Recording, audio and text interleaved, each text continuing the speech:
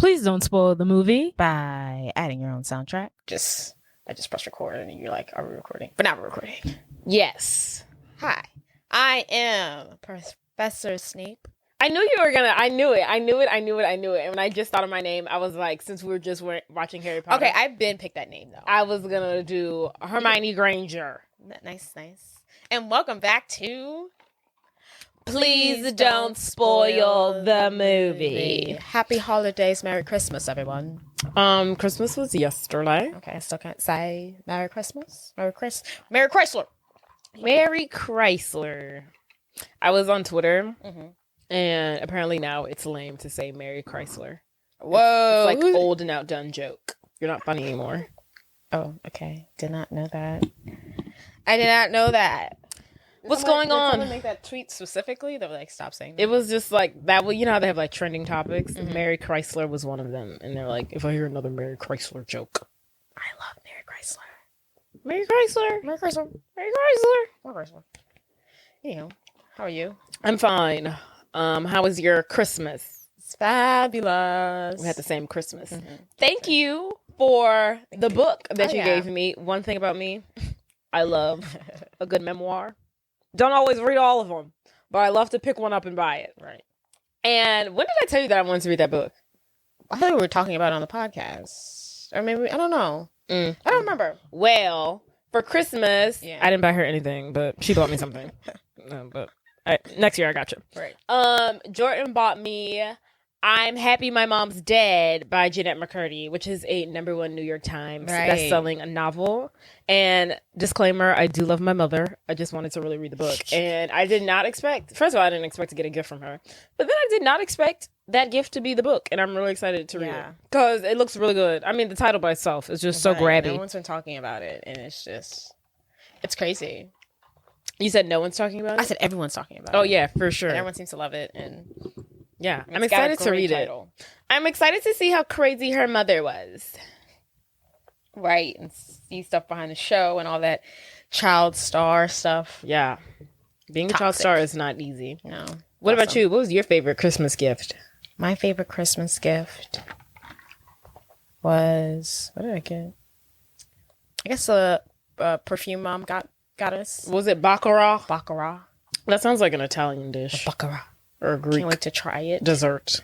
I know it's a popular perfume / cologne among the blacks. So. I'm a weak. I've never heard of it, but yeah, Chance was really into that perfume cologne. I don't know if it's a perfume or a cologne, but I think boys and girls can wear it. So I don't really know what do you call that? The unisex. Wait, so what we got? It's for boys and girls. I think so. That one, that scent. I believe so. I don't know if I like that. It's unisex. It smells pretty feminine to me. Yeah. And if I stand corrected, it's supposed to smell differently on different people. I could be totally making that up. Oh, I'm pretty for real? sure I heard someone say that. If that's the case, that's hilarious. I don't know, but it's supposed to do with like your pheromones or something. I could be completely making that up, but I feel like someone told me that one time. Anywho, that's hilarious. Sorry if I'm lying. Well, have you binged anything good lately? Yes, I watched. Did we talk about the second season of when they go on that resort? White Lotus? White Lotus. I haven't seen the second season. Right. But I didn't know you hadn't watched the first season. But I finished the second season of White Lotus. It was good. I hate the show. It's horrible. It's different. I knew you were gonna like it. It's so lazy. It's just like, where's the storyline? I love it. Where's the intrigue? Oh my God. I was just like, why is this show so popular? It's so boring. It's messy. What? It's messy. It's drama. It's just like, okay, I'm just watching these people go on their awkward family vacation. Yeah. And that's it. For a week. It's just a long time. Yeah. 7 whole days. It's just drama. It's not the best. And then I believe you started watching Sex Lives of College Girls. Oh, yes. Have you watched it yet? Yeah. I think I'm behind on like 2 episodes. Oh, I finished it. It was really good. Yeah, I love it. Actually, I lied. This season, first of all, I don't know what it is. Okay, look. Beauty is in the eye of the beholder. Oh, the main girl. Love that. No, she's not the main girl, okay? They share the spotlight evenly. But I do not. What even is her name? Let me see. On the show? I don't know any of their names. You know that's Timothy Chalamet's older sister? Right. I saw that. She's a Nepo baby, right? Huh? Is she a Nepo baby? A what baby? Are they a nepotism baby? I have no idea. Probably. Have you? Oh, okay. Probably. But You've heard about she's the Nepo. Lether Chalamet. Kimberly. I get it. Beauty's in the eye of the beholder. She got big old biggies or whatever. She lost them. She did lose a lot of weight. Mm-hmm. She did lose a lot of weight. And I was disappointed in her for losing that weight. I was like, liked her girl, stick. Ain't nothing was wrong with you. But Get why does she keep on getting the hottest these grade A dime pieces? Mm-hmm. And she's like a solid 6.5. Right. And it's really making me mad because they keep putting the black girl and the Indian girl with like the bottom feeders, and I'm just like, they're the hottest too, Right. and Kimberly's getting all the action. Right. She literally got like a Channing Tatum replica this season, and I was like, why? I was like, okay, like when she Maybe was the dating first the guy, girl's right. brother Nico, I was here for it. I was like, okay, Makes sense. you wouldn't predict it, you wouldn't expect it, but I like it. I like them together. I'm here for it. Yeah. Then she got Channing Tatum part 2. Right. And I was like, all right, we're getting a little crazy here. Then, Okay, I haven't seen this, so don't tell me. Oh, She gets someone else hot, but yeah, don't tell me. Leave it there. Then she get, sorry, not this boyfriend. Then she get somebody else hot. And I'm like, all right, now y'all are tripping. Right. Tripping. I really And I'm supposed to expect that this black girl and this Indian girl are getting like 2s. Right. I don't And like they're how, solid 10s. I don't like how the black girls keep have to date white men. I'm like, can we get Yes, her? It's First she of can do all, 1 or 2. I'm fine with it as long as they're hot. But that soccer coach that she was dating, Gross. oh my God. All right, I forgot about him. Honestly, I think you could make the argument that he was on the spectrum. I was like, what is wrong with him? What is wrong with him? Why is she dating him? Yeah. He was at no point in life could anyone ever say he was cute. He was horrendous. There was no point. That was foul. I was like, if she's gonna hook up with her soccer coach, at what point in life has a soccer player ever been ugly? But he is one. Yeah. And I was like, why would they, where did they find him? The dumpster? Like, I just, But anywho, about the show. Who's your favorite character on the show? The Indian chick. What's Yeah. her name? She's our favorite. She's hilarious. Bella. Bella. Well, I don't know any of their names. There's Bella, Leighton, and Whitney. I okay? kind of like Leighton. Leighton is funny. I like Leighton too. I must say, Whitney, the black girl, I think she's a horrible actress. Or I feel like her character has nothing. Like, I feel like all the other girls, like, they have, okay, like, They have a thing. yeah, like, Bella's like, oh, she wants to be a comer. She's funny. And she's like, she has no social cues. And she's So funny. overly confident. Yeah, love it. And Leighton, she's like, okay, she's coming out. And then Kimberly's like the awkward one. I feel like Whitney doesn't have anything. Right. Like, she's just normal. And I feel like She's an maybe that's athlete. hard for her to act normal. Like, I don't know. I just think she's a horrible actress. And I think her character has nothing. I don't think she's a bad actress. But she's pretty. I think they're on this. I think they're all on the same level of acting. But I could see like I don't know, when does she have a acts, thing. I'm just like, it makes me want to cringe. I'm just like, her acting is just not great to me. Yeah, I don't mind her acting. I think not Kimberly, the Indian girl. I mean, she's the funniest. I can't believe she slept with that guy, that a comedian guy. Oh yeah, I was like, huh? I was like, you were wild. I was like, whoa, You're unhinged. Yeah, she really was tripping this season. I was like, wow, she's crazy. She needs therapy. I was like, oh my God. She's trying to make it to the top. I was like, She will claw her way to the top. I love her. I'm just like, okay, you need to Calm down. You need to calm down. You need to like talk to someone before you do the ideas. Right. That She you have. she don't think, she just act. She's hilarious. Oh, and I love that they're giving the Spanish girl that works at the coffee shop with them. Oh. I love how she's giving like more this season. She's yeah, hilarious. I she's love her, funny. obviously. She's funny. Nothing she says, first of all, I also think like the jokes on the show are horribly written. Oh, I mean, the only time I ever laugh is at Bella, but I think the jokes on the show are horribly written. I think the show we need to work on the writers' room a little bit. No, I like But- it's like sitcom-y. But I think she never says anything funny, but when she delivers it, it's funny. Like, how she delivers it is funny. Like, nothing that comes out of her mouth is funny if it came out of anybody else's mouth, but she delivers it really good. That's part of it, but yeah, good show. Love it. I thought this season was a little corny until I did like the season finale, though. I was like, finally, we're getting depth. Because up until this point, I was like, this is kind of... It's just a show. What do you I'm want from sorry that I have an eye for these things. And I know good television when I see it. And I know where there can be improvements when needed. I don't know. I like how it's just it's a relaxed show. I just realized, but they could use some work. I'm not saying like it needed more drama. Well, actually, I might be saying that because I was getting kind of bored. But it needed a couple of different things. Like, it wasn't funny. I'm like, I'm not laughing. Absolutely. Why does Kimberly get all the hot guys? Come on, this is getting ridiculous. It's starting to feel racist. Why is the straight cis white woman getting all the hot men? What about the minorities of the group? Hello. First of all, maybe that's what he likes from Kentucky. Ugh. He's from Kentucky, right? Something like that. But yeah. Anywho, that's all I got. That's my rant for Sex Lives of College Girls. Love it. But love the show. I don't know if I love the rant. Whatever. Agree to disagree. Did I watch anything else? I watched Midsummer. Oh, Jesus. Isn't that like a horror movie? Yeah. What is it about? It's a cult? Girl. It's the dumbest thing. Because so it's like a group of roommates. It's like 4 guys. They're roommates. And is this present day? Yeah, present day. 4 guys, they're roommates. One of the roommates is from, they're like, he's Swedish, and he's from Sweden. He invites the guys to go to his, like, and they know he's, like, in a, cult. They don't call it a cult. They're, where you live. A commune. He says he's from a commune. Mm-hmm. It's a no for me. It's an immediate no. I don't want to go to your freaking commune. It's either a religious commune or a hippie commune. I don't want to go. Right. I appreciate the invitation. I'm good. Right. Like, it's going to be weird no matter what. Right. They agree to go. Uh-huh. So stupid. But one of them has a girlfriend. Her sister just committed suicide and she killed her parents and she's going through a lot. She killed her parents? The sister killed herself and she killed her parents. Oh. Yeah, crazy. So she's going through a lot and the boyfriend, they have a weird relationship. They're like codependent, but they're like on ice. He doesn't really like her and she's like trying to salve it. It's just weird. Anywho, but he invites her on the trip. She wasn't supposed to come, blah, blah, blah.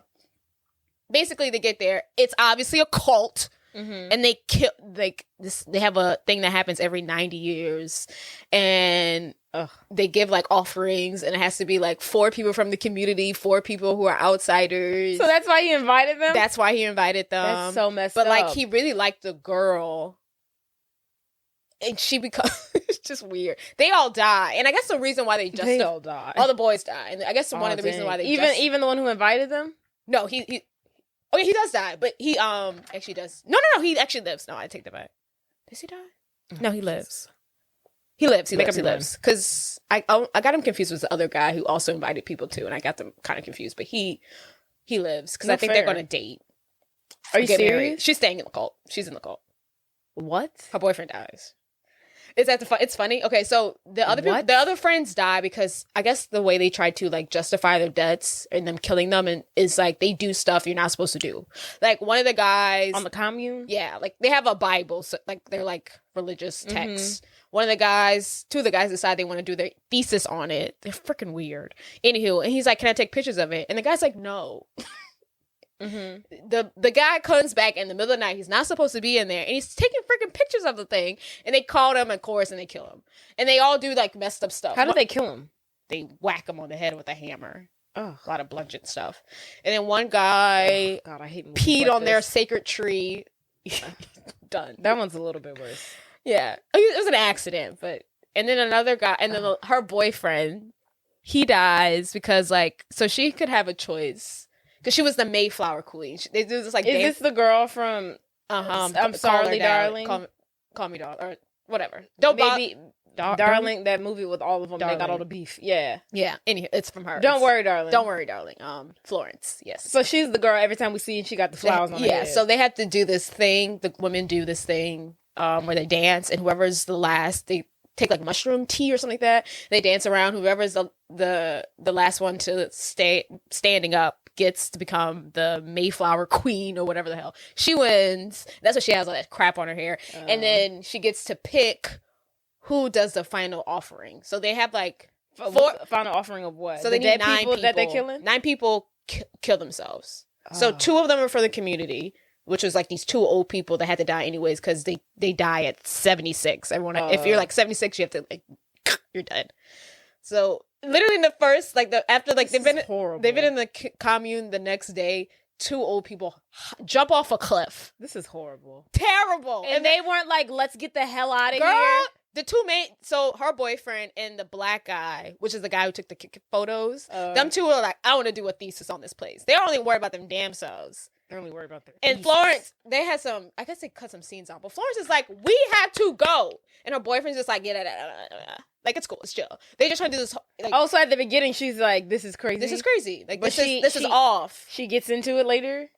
Shame She on gets her. into it. Well, because she becomes the flower queen. No. Okay, so she goes to Flower Queen. Let me say this. They have 9 offerings, 4 from the community and 4 from the outsiders.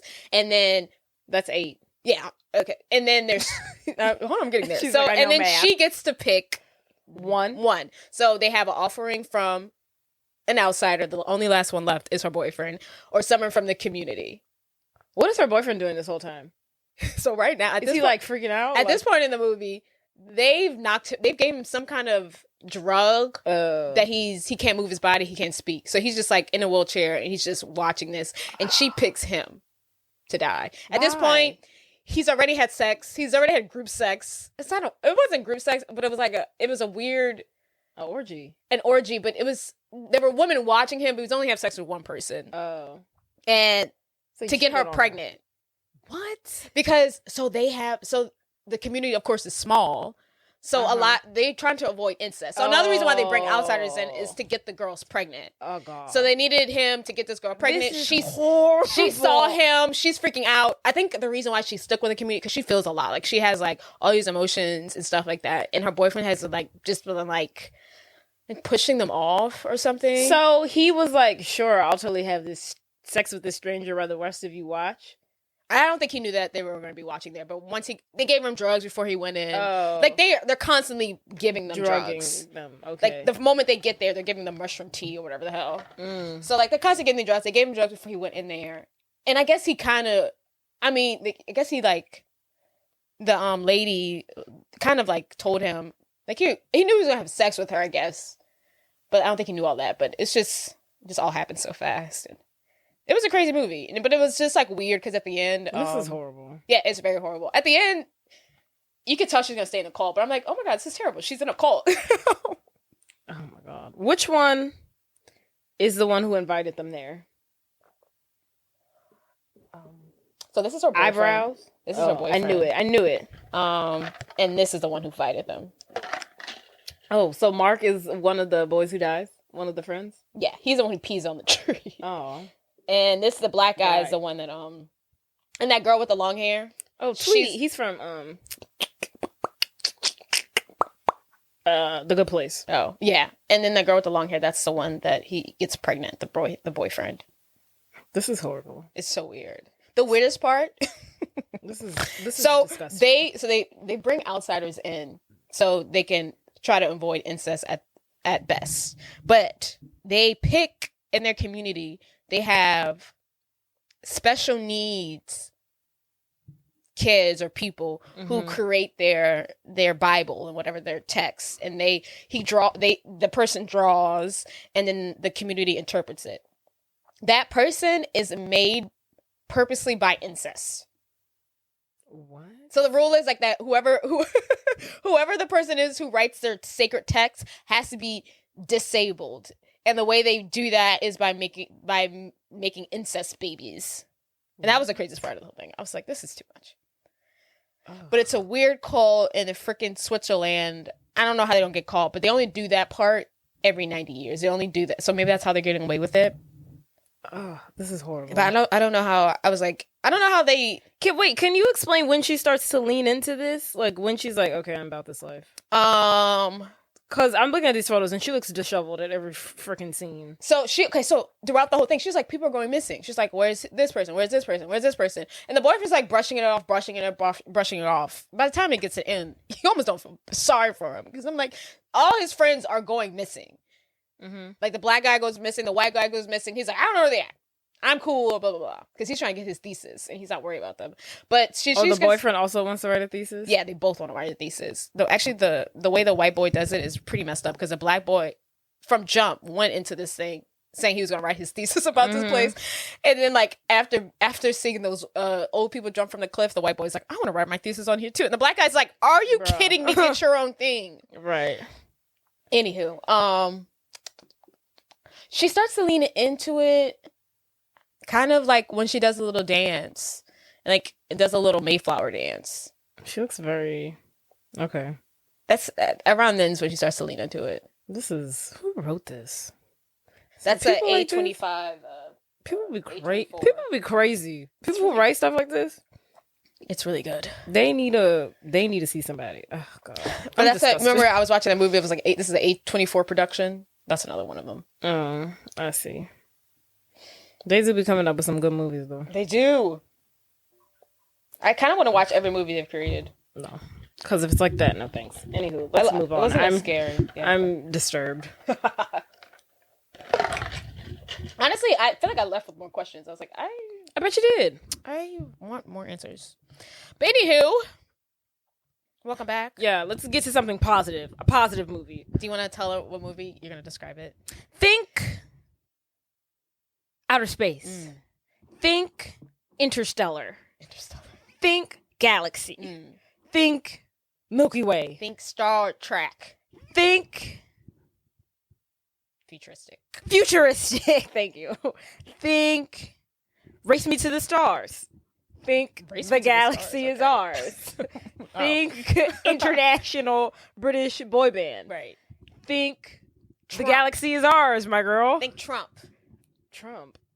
Okay. Yeah. Think Donald Trump. There we go. And think corporations. Corporate greed, man. Think the periodic table. The periodic table. And the reason why I say that because Zenon is on the periodic table. It's an element on the periodic table. Okay. But yeah, the movie that we're doing today is Zenon, girl of the 21st century. Yeah. Yay. So since this is a Disney Channel original movie, it wasn't a lot to find.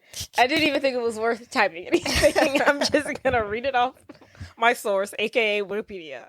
Okay, so the film is a 1998 Disney Channel original movie directed by Kenneth Johnson and starring Kristen Storms as Zenon. The film was based on the book Zenon, Girl of the 21st Century. I didn't know it was a book. Yes. When we were watching it, I was like, I bet this is a book. Written by Marilyn Sadler and Roger Bolin. The film was originally supposed to be like a TV plot series, but that didn't happen. So they turned it into a movie. Could have seen it. And the film was the first under the Disney Channel original movie title. You know, Disney Channel original movie. What? No. Oh. To produce a sequel. Yeah. A trilogy. Trilogy, if you will. So yeah, let's see. And the movie was shot in Vancouver, Canada. Do you have a budget? They don't have budgets. They don't do that for. They don't have a budget. Movies. I mean, I'm sure there is one, but there's no there's no. You don't. How do you? Right. There's definitely no box office, but no budget. Yeah. Okay. They don't really do that on Wikipedia for TV movies. Oh, okay. They don't do that for theatrical releases. Yeah. Well, who's in the movie? Tell me else. Okay. So Kristen Storms plays Zenon Kar. Raven Simones plays Nebula Wade. That's I really all I like that to name. Know. Huh? I really like that name. Nebula. That's the only person I need to know. Stuart Patkin plays Commander Edward Plank. Holly Fludger plays Aunt Judy.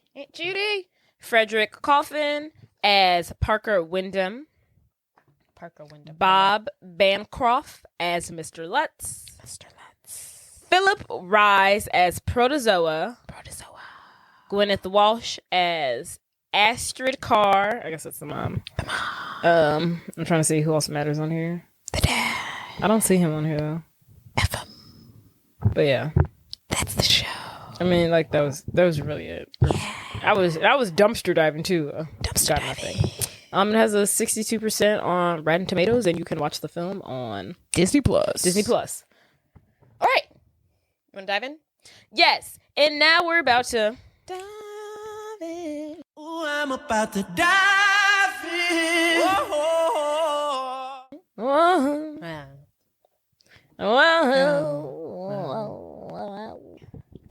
Okay, let's begin. So Zenon wakes up Monday, April 18th, 2049. How many years from now is that? It feels right around the corner. It really does. I was like, that's like close. Pretty close. That's only like 20 years from now. That's gross. What year are we about to be in? 2023? Right. Yes, it is. That's only 26 years from now. Gross. We're gonna see that. One day we're gonna wake up on April 18th, 2020. 2049. And be like, none of this is accurate. Right. I think this is real. But she wakes up from a video call alarm system. It's like a video call from herself. Honestly, when you really think about it, like, okay, sorry. Her parents, like, will be their age. Like, her parents are probably, like, the same age as us, in retrospect. Weird. Yeah, I don't like that. I don't like that either. Gross. Right. So she wakes up from a video alarm system from herself, which is probably cool back then. Now I'm just like, that's not great. That's the norm. Excuse me. And then sometime later, her mom walks in because she hasn't woken up from her alarm. She's like, "You're running late. You gotta get up." And she says the iconic line, Cetus-Lupeedus. Cetus-Lupeedus. Oh my god, I'm running late. Yeah. So she opens up her window, and then we see Earth, and then we know now that she lives on a spaceship floating in the universe, The galaxy. The galaxy. There we go. Xena is running around the spaceship trying to make it to class on time. She runs into the commander of the ship. He tells her to slow down. Yeah, chill out, girl. Yeah, they got beef. Yeah, he seems very, think like general. Yeah, think like Iron Fist. Think low tolerance for children. Right, he's like, not that bad. But you again, Zenon. Yeah, he's like, slow down, little girl. Right. So we also see her try to get to class. She notices an elevator's out of service, it seems to be a theme on this show. Things keep going out of service. And she sneaks in through a vent because she knows how to do that to get to class on time. And she makes it in time for class just as her professor appears via hologram to teach. And then also the teacher, during his lecture, he's talking about the Clintons. And he's talking about how Chelsea Clinton, which is Hillary and what that man's name is, Bill Clinton, daughter. He's talking about how she's the current president. Oh, yeah, that's weird. I don't like that. Why? I don't. Nepotism. Like, I mean, what do you think happened with Daddy Bush and George Bush? I don't like. Also, good. Don't I like that? I mean, I'm just thinking about that. I don't like that. But you keep said it outside of the family. Well, Hillary Clinton was running for president, and her husband was president. Yeah, I like that a little better than my kid. It's the same thing. She should have been president. She probably deserved to be more president than he did. I just think it's ironic that Hillary Clinton ran for president in this movie. They're talking about their daughter. That is being president, right? They didn't even know that. Women in politics. Right. But they have a teacher who's teaching them via hologram. I wonder if he's on Earth. I think he is. I feel like the way he's dressed. I wonder how much they're paying him. Okay. So the teacher is. Oh, did you write that? Okay. Yeah, I started and stuff. I was like, I did not type that. Okay. So, so Xena interrupts the class because she sees that her favorite boy band, Microbe, is going to be performing on the spaceship, and this will be the first music group to ever do so, which is crazy. That's pretty cool. They've been in space for 26 years. If I was a boy band, I would have signed up for that. But I mean, yeah, but it's not like this is like the spaceship. How big does this spaceship house? Like 5,000 people, maybe, if that. I wouldn't even say that. Yeah. Maybe like 2,000. Like, it's not like they're going to like a country. I know, but I would have loved to be on the spaceship. I would make it work. I'll go sing That's for these not people. something I would immediately sign up for. I would. So cool. But anywho. So class is over, and she tells her best friend, Nebula, which is played by Raven Simone, that their idol, Protozoa, and his pop group will be coming, and they're both very excited. I want to point out they have very, very, very cool futuristic outfits. I always thought that the fashion in this movie was just beyond. Especially for a Disney movie, because Disney movies, I guess our generation Disney movie got out of hand with the fashions. Just like throwing crap on you. It's like, here's a scarf, here's a skirt, here's some leggings, here's some socks. Literally. More socks. Here's a hat. Yeah. Here's some ridiculous. bangles. This is like very... It's not simple, but it's just very concise. But I was about to say, I always thought it was so great. But like looking at it today, I was like, all they have on is like more suits. I like it though. They literally just wearing more suits and like a skirt and a blazer on top. Yeah, it's cute though. It's ahead of time. I mean, now it is, but back then, it's simple. I just couldn't believe how fashionable I thought they were back then, and they're literally just wearing more suits. But they still are fashionable, I guess. And they're speaking this space slang that, besides major, right, out of this world, intergalacticer. I never got major. They kept saying major, and I'm like, Yeah, I don't. That one I don't get. I only get Cetus-Lupeedus. Just like, oh, crap. And we also find out that there is a concert, and the winner gets to dance on stage with Protozoa, which is not that big of a deal, because once you see the stage at the end of the thing, it's like we all could stand on the stage with them. We're in the cafeteria. It's a very intimate concert, but anywho, teenage girls. So next scene, we're in the cafeteria, and Commander Edward Plank is making an announcement to let everyone know that the owner of the spaceship company, Patrick Wyndham. Parker. I'm sorry. Where did I get Patrick from? Parker Wyndham is coming to visit. And he's coming to visit and to see how everything's going with the spaceship. And he's basically like, Commander Plank is basically like, look, we've been out here for 26 years. The spaceship's a little old, it's a little raggedy. But we need money from this man. So everyone needs to be on his best behavior. Yeah. And we're all doing, because I guess the reason why this doesn't make any sense to me, but I guess the reason why they're all out there is because I guess like the parents at some point went out of space to do like research and stuff. And then they just started having families and stuff. Oh, I guess. I don't know. Yeah. Like, now it's a community. It's a commune in space. But definitely they're there for research, not for living 100%. Well, I mean, now they are. Yeah, now they are. But I think their biggest... I feel like if they stopped doing research they'd be why you guys out here? Their purpose for being out there is like their research. Yeah. And Commander Plank is like, the ship's old, we got some bells and whistles rusting off. Which is not what I want to hear from the spaceship that I am on in outer space. Not it's raggedy. Right. And like, this baby needs to be top notch. And he was like, but everyone needs to be on their best behavior if we don't want to get canceled and sent back down to Earth, because we're all in the middle of very important research. And then Commander Plank also mentions that Zenon's parents are doing some kind of like bone marrow. Right. Something serious. Yeah. Space. Which could save millions of lives. So they're doing God's work here, people. Mm-hmm. And we also, at the end of his speech, towards the end, when he's like, everyone be on their best behavior, he's like looking directly at Zenon. He shoots daggers into her eyeballs. And he's like, I'm talking to you, little girl. Yeah, without saying it. Which is kind of creepy. I'm like, no, because he know what she be about.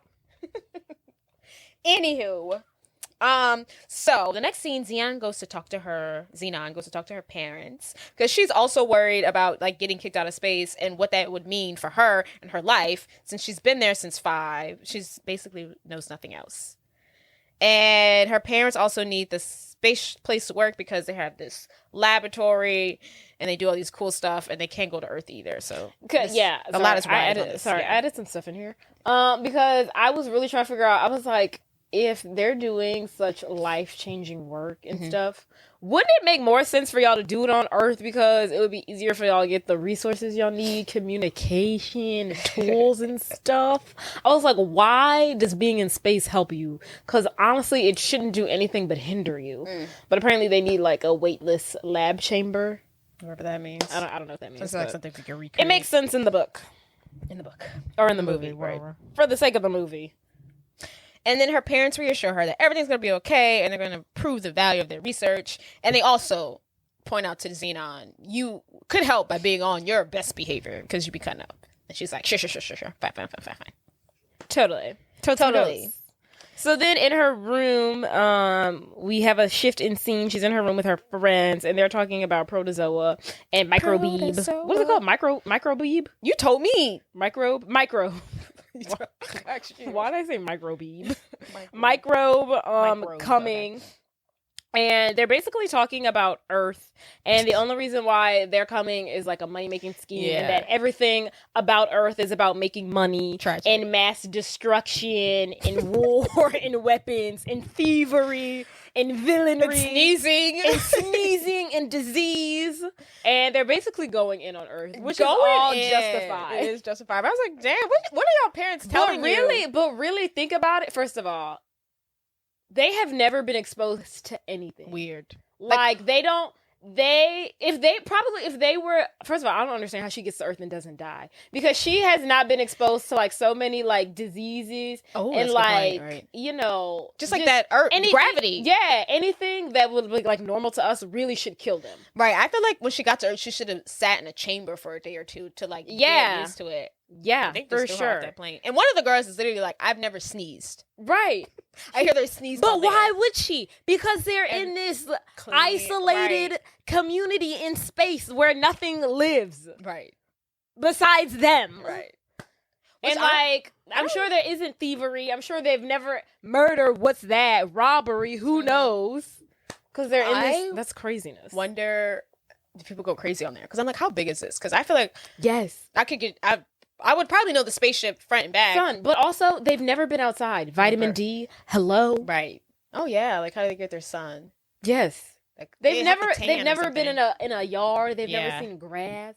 The girl says later she's never experienced rain. She's scared. She's like, what is this? Like, that's crazy. Crazy. That's actually not a way to live. If you also, I wonder if what happens, because like what happens if you have no people in your age group? I think there's enough people on the boat. I hope so. But like, what if I'm like an odd, like if I'm just like an odd age and there's only like 5 of us who are like 21? Then you stay together. And then that's another thing. Is there a club on this boat? This spaceship? Is there a club? Is there bars? What if I want to get drunk one night? I thought you meant like a club, not like a dancing club. I thought you just meant like we join clubs here. What if you want to go out? You can. What if you want to rage one night? Messed up. Right. These are a whole bunch of nerds. Yes. Nerds. It's like they don't know anything. Yeah. That's craziness. Anywho. But yeah, so her and her friends are all talking about the concert, and then they start dragging Earth, basically. And then they shift gears to like, okay, so what are we going to do today? Right. And then Xena's like, okay, let's go see this like eclipse or some crap. Show. And they're like, all right, cool. So instead of watching the eclipse out of like the window of the space station, she puts on a spacesuit. They go to some secret restricted room where they got like spacesuits and stuff. She puts on the spacesuit and she wants to be sent out via like the spaceship in like a tether pole to like go out and how do they let her do that? That is the craziest thing I've ever seen. I'm like, is this normal for y'all? Did y'all practice this? Is no one watching these spacesuits? I feel like that's probably, I'm sure they've all probably been in a spacesuit at least once. I was shocked. Really? When I was watching it, I was like, no, this little girl is not in a spacesuit. And no, this little girl not floating in space right now. Yeah. So she's out there. So she puts on the spacesuit. She's out there in space. She's floating around. She sees the little, I guess she eclipse sees it, that she needed to see so freaking bad. Yeah, she sees the little eclipse.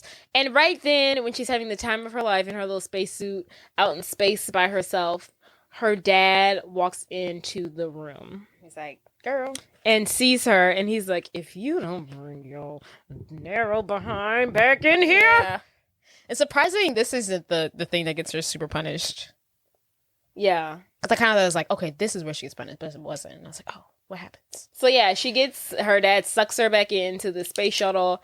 Of course, now she's very much in trouble. Mm-hmm. So she goes to her house, her apartment, her room, her cubicle, whatever they call those spaces where they live.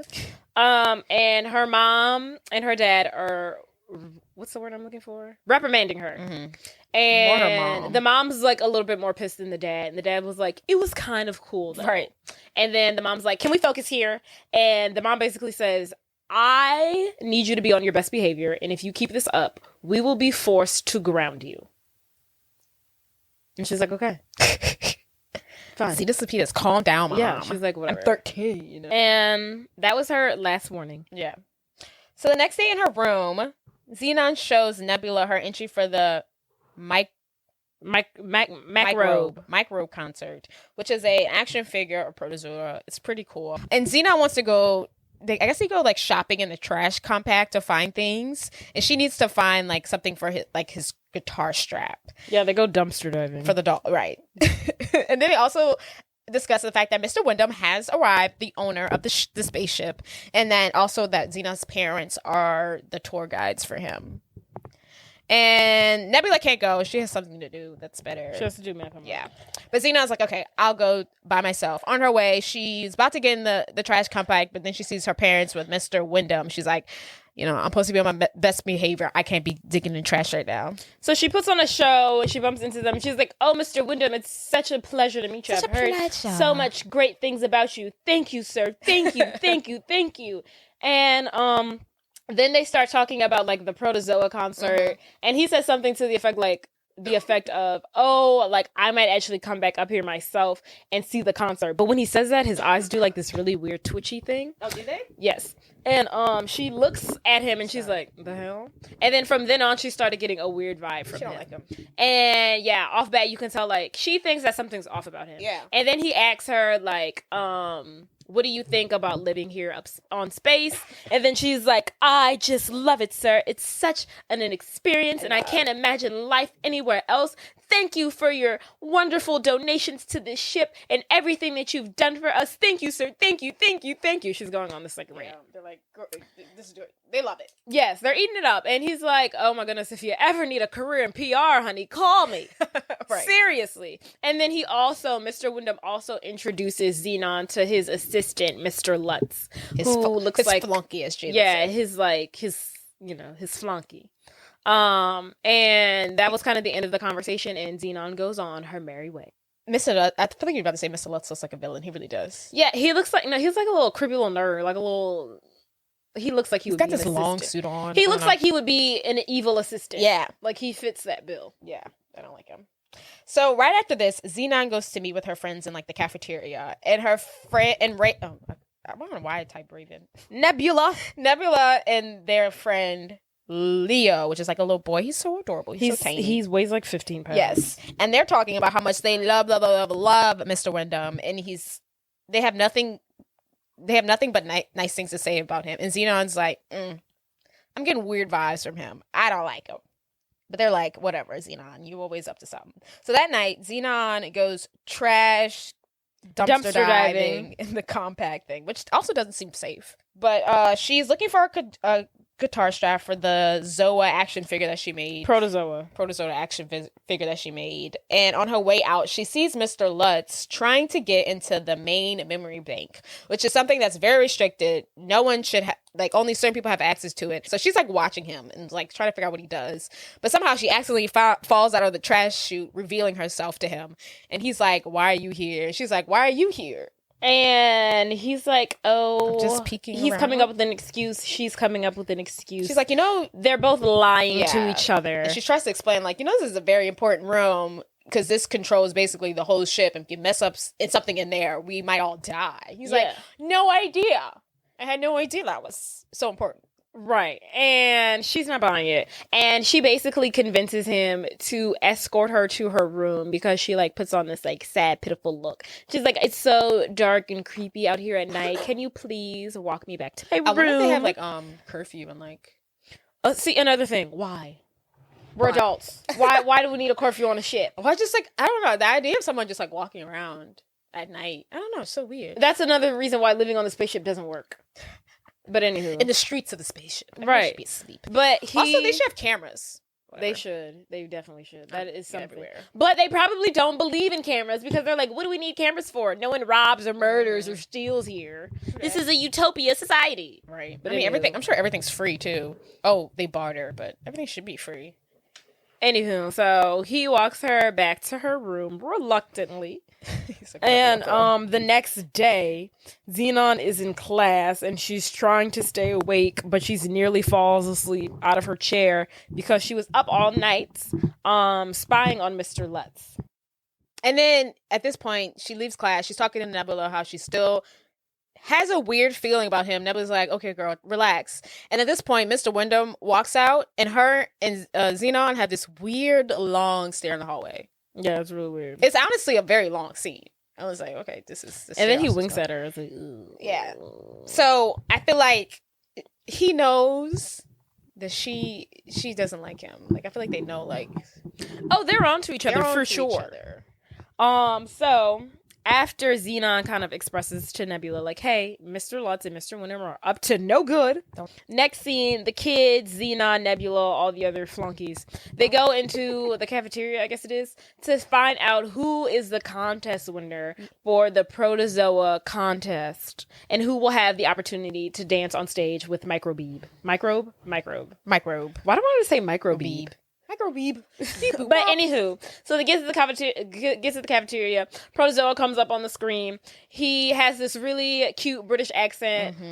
Frosted tips. Frosted tips like no other. And he reveals that the winner of the contest is in fact Zenon Kar for her replica of him, which is pretty cool. Which is really good. And everyone's like excited. She's overjoyed. Her and Raven or Nebula are screaming. So she wins. She gets the moment of her dreams, and she's really excited about it. This is, a life-changing opportunity for a 13-year-old girl. Oh, that'll be a life to get to dance on stage with your boy band idol. That's huge. It is. I would faint. Shout out to her. Shout out to her. So right after this, Zenon and Nebula are off walking, and their friend, what's his name? Leo comes up to her, and he basically gives her a passcode, an access code to get into the memory bank. That's basically what she's doing.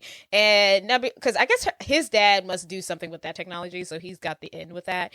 And Nebula's like, literally, do not do anything. You're going to ruin everything. You just got this. You just got the chance to dance on the stage with our celebrity crush. Don't do this, Zenon. You're going to ruin everything. Zenon's like, pish posh. Pish posh. So the next scene that night, we see Mr. Lutz sneaking again, this time he actually gets into the main memory bank, and he grabs a disc and he puts it in the computer. He doesn't know, but Zenon's already in the room, and she's watching him do all of this. And he puts the disc in the computer system. Codes pop on the screen. He takes the disc out and he leaves. He's doing some scientific stuff, like tapping in numbers, crunching computers, all that jazz. Yes. So he leaves, and then we see him try to put the disc into his pocket, but he misses accidentally. He doesn't know that, but the disc falls on the ground. Zenon doesn't see this either, but and then Zenon is about to leave, but in order to leave, you have to put a code in. And she wrote the code to get in and out on her hand. And by the time she's ready to leave, the code has sweated off and it's like all smeared. And she puts in a code that she thinks is right. And it's obviously wrong. And then the alarms go off immediately. And she's freaking out. And as soon as the doors open, she thinks that she might be able to get out of there scot-free. But as soon as the door opens, Commander Plank and some other people are standing right in front of her. And she is, in fact, busted. Yeah, I would have shit my pants. Yeah. The moment that the alarm went off, I'd have been like, oh my God, I am dead. So in Commander Plank's office, Zenon is trying to convince her parents and Commander Plank that she's innocent and that she wasn't in the memory bank doing bad stuff. It was really Mr. Lutz, and that he's up to something no good and something bad. And the reason why she was in there is because she was trying to prove a point. So this would easily be solved if they had cameras. They should definitely have cameras in the main memory bank. Right. The most important room. Right. That's an area where they should have cameras. Yeah. If anywhere, please have cameras in there. And the commander's like, this is honestly a big deal, which it really is. No one should go in there. You could kill us all. Zenon, I don't blame her for being in so much trouble, because this is actually, to me, I think it was a big freaking deal that she was in there. Yeah, so basically they weren't buying what she was selling.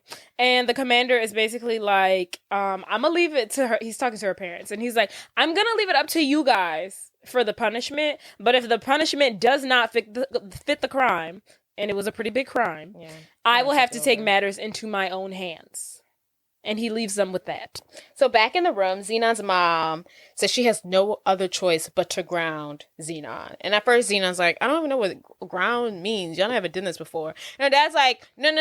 We're going to ground you. Put you on ground, like earth. And she's like, I still don't get it. She's like, you are going to live with your aunt on earth. And I think that's messed up. Yeah. For sure. What I think is messed up is they don't tell her how long she's gonna be out there. Oh yeah, they don't. Because it's okay, she's gonna be out there till she turns 18. She's gonna be out there for a year, a month, a summer. To school here? Is it I'm 2 weeks off? Yeah, you're gonna live there for 2 weeks. I'm gonna live with her, but for how long? But yes, hopefully not too long. Because I feel like you can't just be separating their mom and dad with the kids like that. What you mean? I feel like the while she's in trouble, Zenon is in trouble, but I feel like it's unreasonable to be I want to, you can't separate me from my child for for too long. Like, I'm gonna send her to Earth, but I don't. But it wasn't his command. It was theirs. They right. But I'd be that. like, okay, we grounded her. We bring her back. I mean, yeah, for sure. That's what I'm saying. Like, how long is this grounding? They didn't know neither. But anywho, so basically they tell her that she is being grounded to Earth and she is going to live with her Aunt Judy for however long. We do not know. It's just rude. She's never been to Earth. She has nothing but literally her mom feeds her with information that Earth is like a place you're gonna go and die. She's not even saying positive things. And now she's sending her there. Right. She's like, there's muggers there and I'm gonna go. Like, what? Like, why are you doing this to me? Thanks, Mom. In the next scene, Nebula is hanging out with her and her friends, and they're discussing Zenon's whole punishment thing. While they're talking, Nebula sees like this cute little sparkly thing on the ground. She picks it up. She's like, this would make a great jewelry piece. Because they love to dumpster dive. They love garbage. But I guess we realize, but Nebula doesn't realize that this is actually the disc that Mr. Lux dropped the night before. So this is a very kind of important disc. So, in the next scene, Wyndham is giving a speech about how happy he is to see that everything looks good on the spaceship. And he tells everyone that he's going to pledge another $500 million to the space project. Which I'm trying to figure out how much is $500 million in the year 2040. Woo! That might as well be $1 billion, girl. No, it would be less. Less? $5 million back then? 500 million. No, they're in the future. Oh, they're in the future. Oh, right. So $500 million in the year 2049. Oh, right. What was that, like $100 million? Maybe they have a big recession and I don't know. Who knows? Who knows what happens in 2049, but maybe monetary value is different in space. Right. But anywho, so he pledges $500 million to the space project. Lot. And everyone's super excited. Everyone's woo! Hip hip hooray! Thank God. Yes, we did it! Yeah. Yay! I'll be excited too. Woo! Everyone's super happy. And then meanwhile, this is also the time that Zenon is about to hop on this aircraft and head to Earth. And right before she's about to leave, Nebula comes up to her and she's like, did you hear? Mr. Wyndham, he pledged $500 million. Maybe he's not so bad after all. Yeah. And Zenon's like, no, I don't think so. He's evil. Honestly, Nebula, not right now. Right. Like, no. Are you really trying to rub this in my face right now? Like, as I get on this ship That's great that you guys get to live here. I'm going to Earth. Yeah, like $500 million don't make no difference to me no more because I won't be living here. Yeah. I'm like, girl, please. And then, so while they have that brief exchange, Nebula tells her bye, and then she also gives her the piece of the jewelry that she made into an earring. Which is very cute. It is very cute. I always thought it was gorgeous. And they're so cool. It's only one, so she only wants there in one ear. She's like, cute. Yeah, it's like a dangly earring in one ear, and then like she has a stud in the other. Yeah, she's so cool. Oh my God, she's such a trendsetter. Zenon was wearing army boots and flip-flops, so I bought army boots and flip-flops. And then Zenon's basically talking about how scared she is to go on Earth because basically her mom's been telling her it's a terrible place. And then she also sees that she got to ride down there with Mr. Wyndham. Yes. So then her parents come up and they're like, yeah, we're sending you to Earth, but you also have to ride on the plane with Mr. Lutz and Mr. Wyndham, your arch nemesis. Right. Like, thanks. And they're like, you should be grateful he's letting you ride on the plane with him. Honestly, y'all ain't got no non-him planes that could ride. Like, is this the only shuttle that goes in and off this planet? Right. The spaceship? I guess. Probably. They probably don't have too many, leave the spaceship. I honestly feel like they should be going to Earth at least once a year. Yeah, for sure. Like, at least it should be required. Yeah, it should be required. And I think the kids need a field trip. Yeah. Because there's no way that they should never experience Earth. It's so weird. It's like absurd. It's absurd. It's honestly absurd. But so before she gets on the plane, her parents tell her to look at this as like a great opportunity and an adventure and yada, yada, yada, yada. So she gets on the plane with Mr. Wyndham and Mr. Lutz and they take off for Earth. I wonder how long this shuttle is. They never say. It's gotta be. There's no way that's not like because not only do they have to fly into Earth, the atmosphere. They have to fly out of the galaxy, but then once they get into Earth, you've got to fly to whatever part of Earth you're going to. It's like, okay, yeah, now you're in Earth's atmosphere, but you might be in the atmosphere of Canada, and you're going to Los Angeles. So you still got to fly then, too, Right. I guess it's got to be at the least, 8 hours. I feel like it should take a full day. 24 hours. I think it should be a full 24 hours. But nonetheless, she's landed on Earth. And immediately as she boards off the plane, Mm-hmm. do you board off of a plane? I'm bored. I'm You board on a plane. deplaning. Deplane? Sure. Just Excuse landed. me. I don't know. As soon as she deplanes, she steps out into Earth and she immediately sneezes for the first time. And then she also falls to the ground because she's not used to gravity. Yeah, it was all too much for her body. It was a large adjustment. She wasn't ready. And then Mr. Lutz and then Mr. Wyndham walk off the plane beside her. And then she walks up to Mr. Wyndham and is basically like, look, you might be fooling everybody else, But you don't fool me. but you don't fool me, sir. But just like a bold thing to say to somebody. That is very bold. I'd be like, girl, what are you talking about? I've only said 10 words to you. And he's trying to be so nice to her, and he's like, your aunt's gonna pick you up over there. Honestly, in Station 1. I thought that was the craziest part. Not this girl getting on Earth for the first time and no one's going to make sure she meets up with her She's aunt. an unaccompanied minor. She's an unaccompanied minor in a place she's never been to. Yeah. Like, that's at least so true. come pick her up inside. Right. What if someone kidnapped her? That's She ain't never very seen true. her aunt. She don't know this lady. She don't know what Judy looked like. She don't know what Judy looked like. But anywho, so he tells her that her aunt's gonna pick her up. She tells him, I'm not fooled by you. And as soon as she says that, she like pushes her hair behind her ear, revealing her earring. And Mr. Lutz sees the earring and has this moment of shock and gasp. And then Zenon walks off and Mr. Wyndham turns to Mr. Lutz and is like, what is wrong with you? And Mr. Lutz is like, oh, nothing. I have everything under control. Everything's fine. Yeah. And then Mr. Wyndham's like, all right, then let's go. We're going to be late for our meeting. Because at this moment, I feel like we're all supposed to know this because I'm not spoiling anything. Because Mr. Lutz at this moment realized that is the missing disc that I dropped. She's that wearing he dropped when he was leaving the memory bank. And this girl's wearing it as an earring. And she is wearing it as jewelry. The thing that's going to kill The hundreds of people. The evidence that they need Yeah. to disprove that they were doing something illegal Right. is on a 13-year-old's earlobe. Right. And she wearing it as jewelry. I'm about to go to jail. And she wearing it as jewelry. We going to jail. Jail. So Zenon goes outside to meet her lovely, happy aunt. She's luckily a very nice person, but her aunt is very happy to see her. She's really quirky, really awkward, Yeah. really Lonely. yeah. She's like Probably has never left wherever they live. Yeah. This is the first person she's talked to in like 10 days. Right. Pretty much. And then her and her aunt drive off, and then we see Mr. Lutz in the background like chasing after, and he's like, no. He's like, I need that I earring. need that. So then Zenon and her aunt, they go to this pier where they sit down to have lunch, and they're kind of talking, and then Aunt Judy basically asks her, okay, this place has like burgers, fries, pizza. Do you eat any of that stuff? And Zenon's like, Gross. no.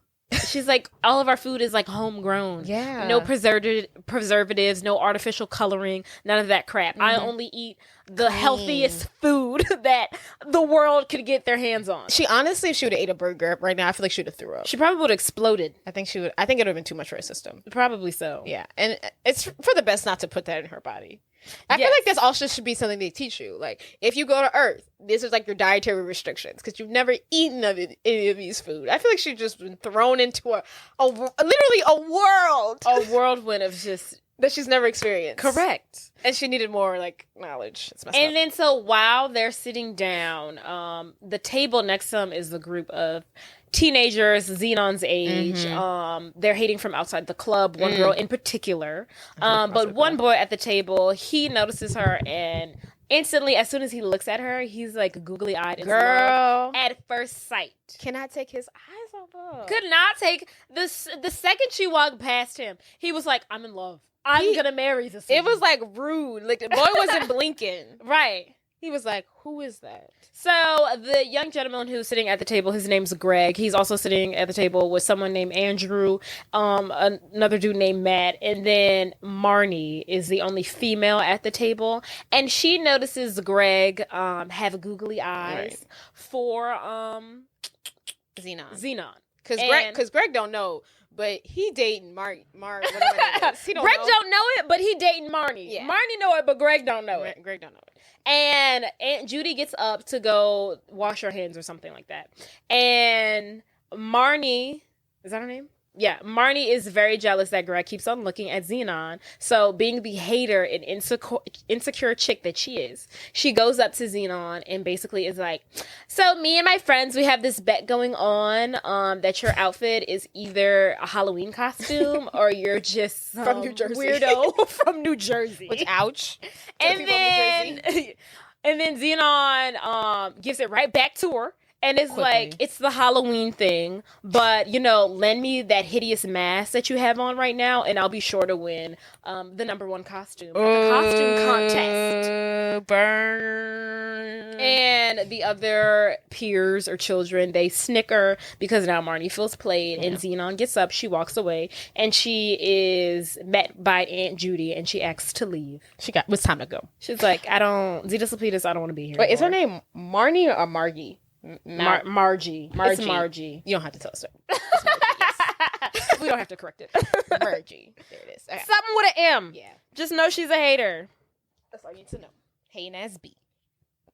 So, back at Zenon's aunt's house, the aunt goes to talk to Zenon in her room. She's like, you know what? I know you're not happy to be here, but I'm so glad you are. Because I don't talk to anybody. And I don't see my family. She's not going to... We learned that she's never going to space because she's afraid of space and I guess of anything. She's scared of everything. Yeah. Travel, risk-taking, adventure. Yeah. Everything that Zenon is not scared of, she's petrified of. Mm-hmm. She calls Zenon brave, which is very sweet and very sad. She is brave.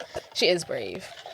And like literally because Zenon's aunt has no children. She was like, I never take risks in my life, so this is what happens. Oh yeah, and then Zenon brutally asks her. She was like, if you don't mind me asking, like, why aren't you married or have any kids? She's like, because I don't take risks. It's crazy how honest she is with herself and Zenon. Right. She's like, at least she knows. She's like, I've been going to therapy about it. Just started last week. And then the aunt leaves the room. She's like, bye, girl. And then at this point, Zenon tries to call Nebula on space, but they done blocked the girl's phone. And the only person that Zenon can call is her mom and her daddy, which is rude. Yeah, that's messed up. That's messed up. Okay. She's real life grounded. Like, you This can't even is talk too to your much. friends. It's being on Earth by myself not enough. Right. She could have went down. This could have been really bad for her. Like, at least let me have my friend. Right. I think that was messed up. It is. It's pretty foul. Yeah. So then the next day, Zenon starts the first day at school. And Jordan, I don't think that's her real name. They wrote it down. No, that's what the teacher introduces her. I know, but I think she was just making like a mistake. No, I think that's her name, but she goes by Zenon. That's what she said. So the teacher's like, I know, she's like, this is Zenon Kar. And she's like, actually, it's Zenon. I think she was just calling her an element on like the periodic table or something by mistake. I don't think so. I think she just goes by Zenon. How do you get radon Kar? She's like, Zenon, radon. I think she was getting confused. Like, she might as well just called her like aluminum. Like, Like, I think that's just a big jump that you're making. She thinks she saw Zenon. She's like, oh, definitely pronounced radon Kar. I think somebody was like, oh yeah, you got a new kid today in class. They're like, oh, what's her name? I don't know, aluminum foil or some crap like that. And she's like, okay, radon. And then she's like, okay. I think her birth name is radon Kar. She goes by Zenon. Maybe. We'll have to agree to disagree. Jordan thinks that her real name is Radon. I think her name is Zenon and that the teacher just made a mistake. Yeah, you act like Zenon and Radon Kar are both like reasonable. Like, it's the same crazy name. I mean, they are. Zenon, Radon, aluminum, tin. Like, they're all weird. Yeah, I don't think. Okay, anyway, so the kids hear that and they're like, girl, both the names is crazy. And of course, the little Margie. The person who's making all these snarky comments when Zenon first enters is Margie. The girl who we saw yesterday at the diner. We keep running into. So they basically she keeps on making snarky comments like, oh, I hope she has all of her shots, yada, yada, yada. She's hating from outside the club. Which is crazy because if Space Girl came to my school, I would want to be her friend so bad. I'm in that ass. Tell me everything. Sit right here. Yes. Tell me everything. What do y'all eat? How do y'all go to the bathroom? Do you have a spare of this outfit? Have you ever seen? Because I'll take it. Yes. Do you have a spare of this outfit? Yeah. How do I get it? Right. You're so cool. You're so pretty. Cool. You're in my space. God. You were wearing army boots and flip-flops, so I bought army boots and This flip-flops. girl's living... Y'all are living in 2013. That girl's living in 2049. Stop playing with her. So stop hating. Okay. So, the next scene we see, Zenon's at PE. And it's... I guess today, this must be a rich school. They're in swim class. Yeah. Mm-hmm.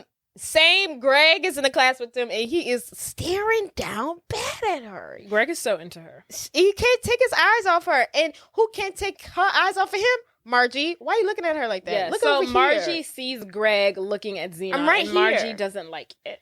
And then so the PE teacher comes up to Zenon and is like, hey, space girl, can you swim? And then Zenon is like, of course, I can totally swim. Which is Zenon's thing. She's like, of course I can do that. Yes. Every time anybody asks her if she can do anything that is very reasonable for a human being to do, like walk or ride a bike like, or like fish or something, well, not fish, but like make a sandwich, she's like, yeah, I totally know how to do that. But she doesn't. She doesn't. So the PE teacher asks her, hey, can you swim? And she's like, yeah, totally. And then Margie, being the hater that she is, she pushes Zenon into the pool. And of course, Zenon cannot swim because there's no swimming pools on the spaceship. Yeah, so she's like in the water trying to like float and like... She's just like sitting there. Yeah, she's kind of just like sitting in the water. Underground. I was like, is she... I don't even know if she's drowning because she's just like... Is this what you do? Yeah, she's like, am I swimming? She's like under the water. And then Greg jumps in to save her. And he's basically like, I thought you said you could swim. And she's like, yeah, in space. And he's like, welcome to Earth, honey. Learn how to swim. But what's the difference? I wonder what's the difference. Like, what are y'all doing in space that's different from swimming here? There's like, no gravity, I guess. Do y'all just walk in the room and just... I don't know. What are y'all doing in space? I don't know. And so Xenon's pissed that he even saved her. And then she's like, I was fine. I was going to be able to figure it out by myself. Xenon's and she walks off in anger. Yeah, she's a know-it-all. So next scene, she's in chemistry class. And she's partying out with Margie. Ugh. And Zenon is like, they're heating up some like kind of tube tester. And Xenon's like, okay... Some kind of chemical. Yeah, chemical. She's like, increase the temperature, increase the temperature, increase the temperature. And Marnie's like, girl, I don't know. This thing look like it's getting pretty hot. Yeah. And she's like, no, I'm right. I'm reading it right. Do it. And then the temperature's too high, obviously. And there's an explosion in a small fire. And the teacher's like, what were you doing? She's like, I read the instructions right. I had it in so-and-so Celsius. And the teacher's like, girl, we use Fahrenheit down here. And so Ouch. another opportunity for her to just look like... She don't know what's going on. But why? Here. But who told her to be in charge of reading the temperature? I'm sure she volunteered that. She's such a know-it-all. But I'm like, girl, give me that temperature. You don't know. But it's just like, why would she? I would have never thought like, oh, let me make sure it's in Fahrenheit, not Celsius. Which is like she just knows what she knows. I'm really upset that her parents, okay, fine, ground her, but don't send her down there not knowing nothing. Right. Did y'all not give her a play-by-play? Is there no like a Earth textbook, like a how-to she can read real quick? Earth for Dummies. Yeah. She needs to be a year behind, honestly. So she does. So next we're at lunch and she's very confused by the assortment of food that is in the cafeteria. She's very confused by bananas and oranges and she's like, what is this? Which is actually really funny because it's not like it's a hamburger. She's like, y'all can't grow fruit up there? Right. It would have been different. It was like lasagna. Yeah. She's like, what is this foreign object? And it's literally an apple. It's an orange and an apple. Girl. And so as soon as she gets to the counter, the cashier is like, that'll be $150. Which she's like, 150 what? And she's like, oh my God, money, you mean money. Human and money, then yes. she doesn't have any money because her parents have left her very ill prepared. And her aunt. So then Greg comes up being, you know, the Prince Charming that he is, Captain and he pays Save-A-Ho. for her lunch. And he's like, here, like, I got you. And then she's like, I'm fine. Like, I can really handle myself. I promise, Greg. She's very mad. I feel like she's projecting. Yeah. He's just trying to He's just trying to woo her. She's putting her anger out on him. First of all, Zenon is very much an independent woman. She doesn't need anybody. So that's probably another reason why she's because on Earth, on space, she's figured it out. Yeah, that's probably why she's not, you know, responding to his advances. And then, you know, she is projecting. And it's just a lot. It is a lot. Because no one prepared her for this. She doesn't want to be here, and all this stuff is weird. Yes. So basically, she clicks out on Greg for the second time, and she's like, just leave me alone. Right. And he's like, whatever. Fine. He's so nice. He's like, I think it's cool that you're from space. She's like, shut up! Yeah, go away! Leave me alone. Get out of here! Yes. But poor thing. So back at school, I guess Zenon's aunt came to pick her up, and she's basically telling her aunt, I should have listened to Nebula. I should have left the Wyndham situation alone. And if I had listened to her, I wouldn't be missing the concert. I wouldn't be here with you fools. And now my life is crap. And her aunt is like actually really listening to her and all this stuff. She's like, and then Zenon brings up the whole fact that she doesn't trust Wyndham again. And her aunt was like, is there someone you can talk to? Blah, blah, blah, blah. She's like, literally, my parents don't believe me. No one else is going to believe me. Which is really sad because I feel like her aunt kind of is like, at least trying to like. She's hearing her out. Yeah, she's hearing her out. She doesn't think she's lying about the situation. But as they enter their home, they notice that the door is like cracked, and they walk inside. Ajar. And the whole house has been ransacked. Yeah, ransacked. What I said? Rancid. Ransack, and it smells bad in there. So a couple minutes later, they walk around and they notice that nothing is missing. They call the police. She's like, it's weird, nothing's missing. And Zenon is in her head. She's like, I just know that Wyndham's behind this. I don't know how, but I mean, that is kind of weird. Yeah, like your house had never been your house burglarized, but nothing's been taken. It's so weird, and it's like actually. I mean, that only means they were looking for something, not trying to steal something, right? And actually, did not have to do all that. They tore her house up. They didn't, but it's like when you're looking for something that small, you do have to kind of. It'd have been different if they were looking for something big. They wouldn't have to do that, but they're looking for a disc the size of a nickel. I feel like they should have hired like real experts, and like I would have preferred if someone breaks into my house looking for something and not stealing anything to make it look like everything is back in its place, like you never came. Yeah, but they're not professionals. Whatever. So back at school, Zenon, it must be like study hall or something like that. Zenon is trying to break into the Wyndham corporate company website, but she can't get in. And then she looks over and she sees Greg and he's typing hard. And for whatever reason, she's like, oh yeah, he know how to break into computers. I don't know how she comes up with that. I don't know how she comes up with that conclusion. Yeah, assumes that. But he's over there typing hard and she's like, him. That one. So she goes over to him and she's like, sorry for everything, but I need your help. I need your help with major. Yes. And he's like, girl. He's like, the last time I tried to help you, he said I got verbally assaulted. Like, why should I help you now? Calm down, Greg. Like, literally, calm down. And she's like, I'm sorry. It's not about you. I've been going through a lot. He's like, oh, it's kind of sad. I'm like, yeah. And he's like, basically, like, I can't right now because I gotta go to work. But he was like, but do you want to join me? I work on like, not a farm, a ranch or something like that with horses. Do you want to come with? And at first she's like, no. And she was like, well, are these real horses? And he's like, yeah. And she's like, I never seen a horse before, which is crazy. Because she should see a horse before. Anyway. Not when you live on a spaceship. Yeah. And then so they make their way to the stables. It smells like horse. She's really nervous. She's like, what's that smell? Why are they so big? What's going on? And he's like, do you want to pet it? And she's like, I think I'm okay. Yeah, keep it in there. And then he's like, it's not that big of a deal. Just like brush the horse. So he shows her how to brush the horse. They have like this little intimate moment. It's real, teach me how to play pool. You know? Yeah, it's real like adorable. And then he's like, do you want to get on the horse? And she's like, now you're pushing it. I don't know. And he's like, come on. So then they get on the horse. They have this cute little horseback ride. He takes her to the beach. He shows her the beach and she's like, oh my God, I've never seen the ocean before. They have this really like sentimental romantic date. Yeah, and it's so cute. kind of adorable. So because never in my life have I ever been on a horse with a boy and he's taking me to the beach. This girl's only 13 and she's been on the earth for 3 days and she's already getting everything that I've never had. Right. She's a cute girl. So are you. Sorry. Thanks.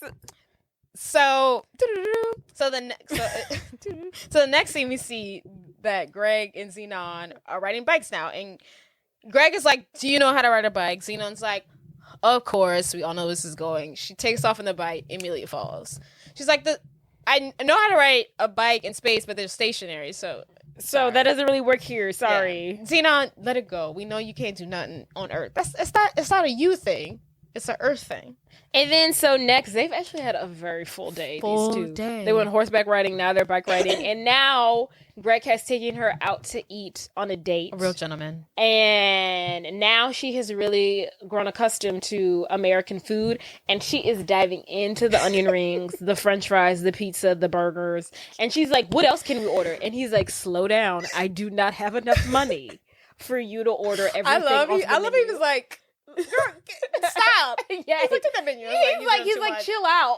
He's like, I really need you to like relax. My credit card limit is only $50. 5 plates of food in front of her. Yes. And she was like, she just got one more and she was trying to find something else to eat. He's like, I agreed to take you out on a date, not to stop world hunger. Stop eating everything on this menu. chill out. And then she's like, okay, sorry.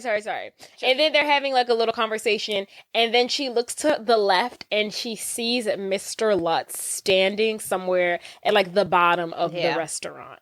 And she's like, oh my God, he's here. And then Greg's like, who's here? And she's like, Lutz, I just saw him. And then she looks over again and he's gone. And she's like, we have to go, Greg. We've got to go Right now. and they skedaddle. Yes, he's skedaddle. It's so weird that he's following this little girl. There's a better way to do this. A much better way, but for the sake of the movie. I don't know. Excuse me. So, next scene, Greg and Zenon are by the water. They're like, they're by some pier. Yeah. at the pier. Zenon sticks her foot in the water of the ocean for the first time. She's like, oh my God, it's cold. And he's like, what did you think it was? She's like, I have no idea. She's new to this. So then Greg shows her that he was able to break into the Wyndham company website, and he sees that the company basically has no money. Pause. Why? This is how to do this. Why is a 13-year-old boy capable of hacking into a probably Fortune 500 company database website? Right. Like, why was he able to do that? He's 13 years old. Why does he's like, oh yeah, that was super easy. I got it. Click here, press here, enter there, code over there to the left. And now I'm in. What? The only thing I could say, which I have a reason to diminish what I'm about to say, is that maybe in 2049, there's a big thing on technology, and the kids just know technology. Maybe. But the other opposite of that is that the adults who make the technology should be better how to make technology kids more, not to get into it. Yeah. That's the other counter. Because he literally gets in there with ease. So he tells her that the company basically has no money. And then Zenon's like, okay, so why is he donating $500 million to the spaceship if he has no money? No moolah. And that's basically what they're trying to figure out. And then they realize that Lutz... Because he's like, why is Lutz following you, blah, blah, blah. She was like...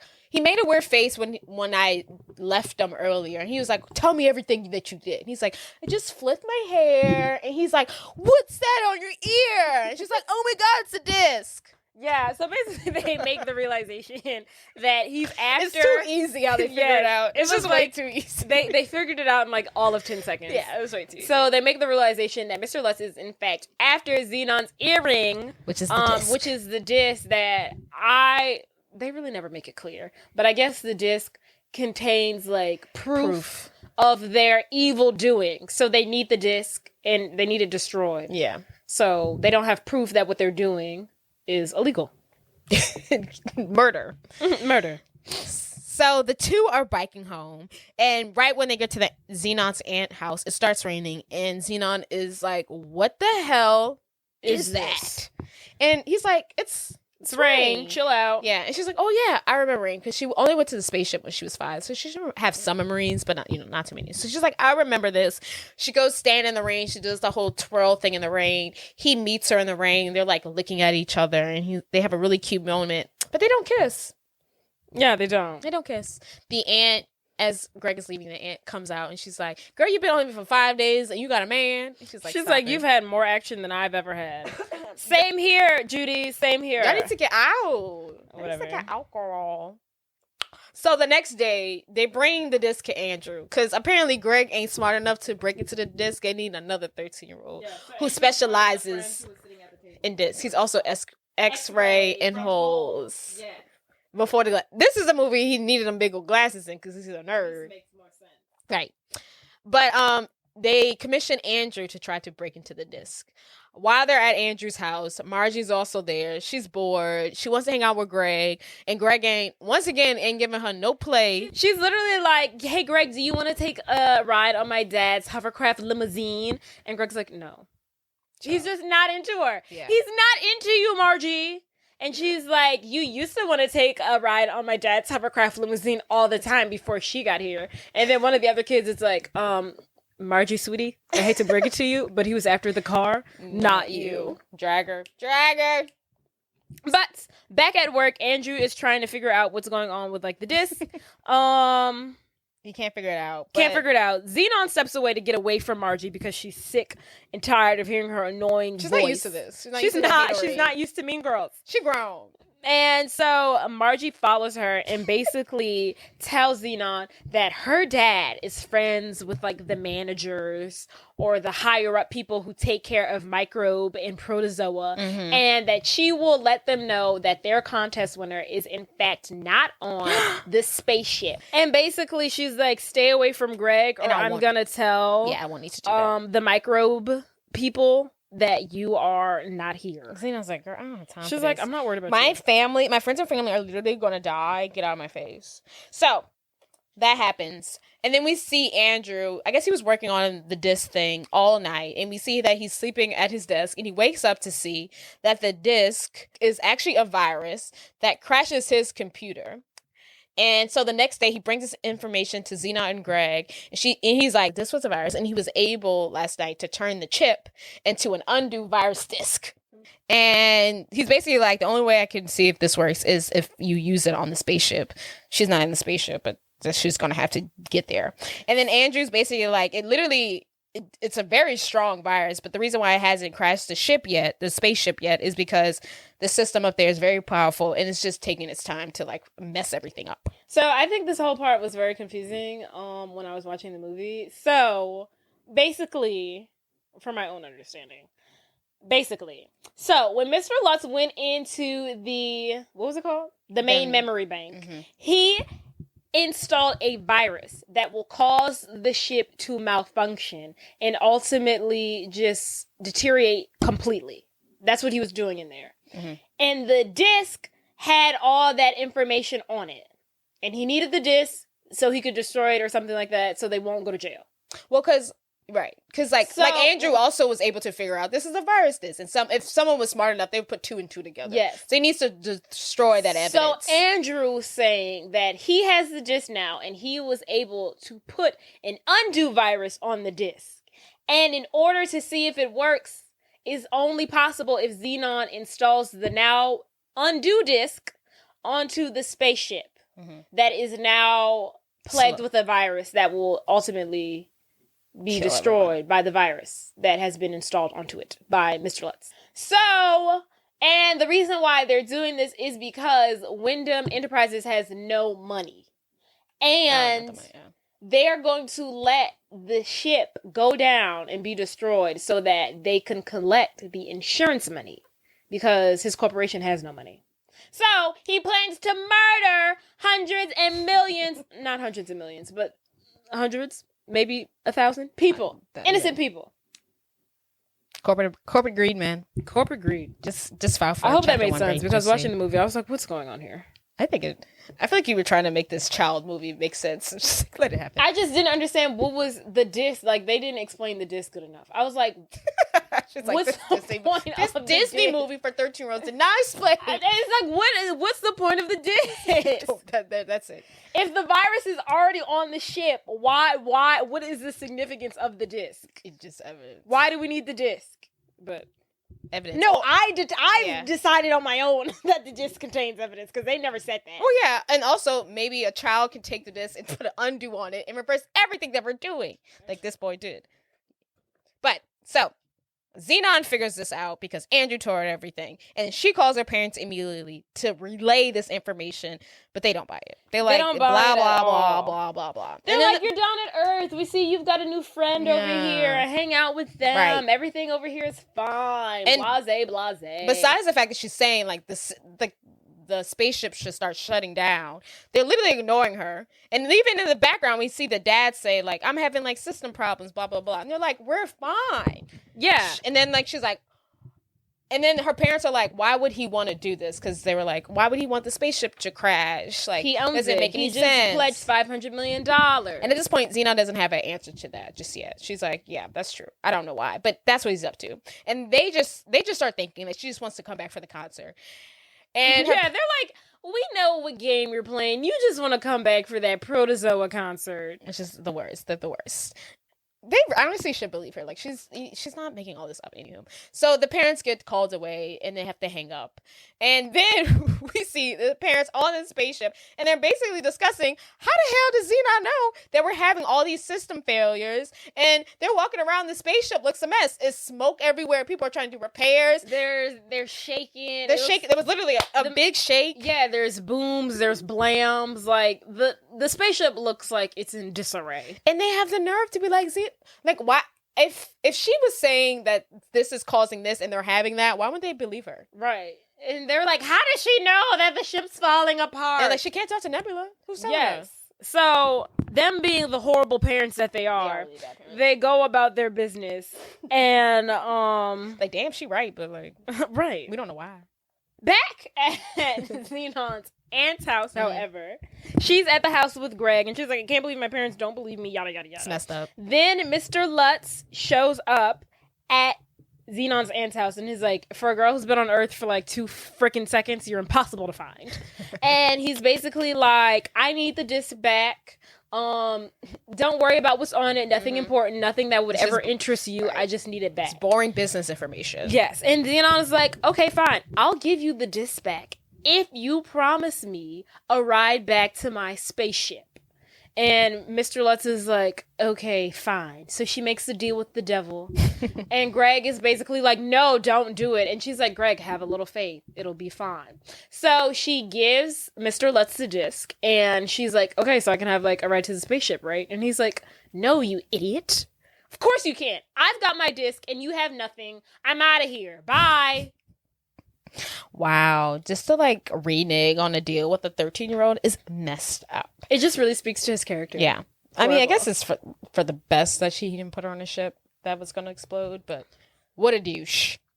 So, right after that, Zenon, they meet up with Andrew again, and this time Zenon has another request for Andrew, the genius that he is. She wants him to unlock her like phone tablet thing so she can call Nebula. And then she reveals basically to them that she gave Lutz a fake disc. This one is actually just jewelry.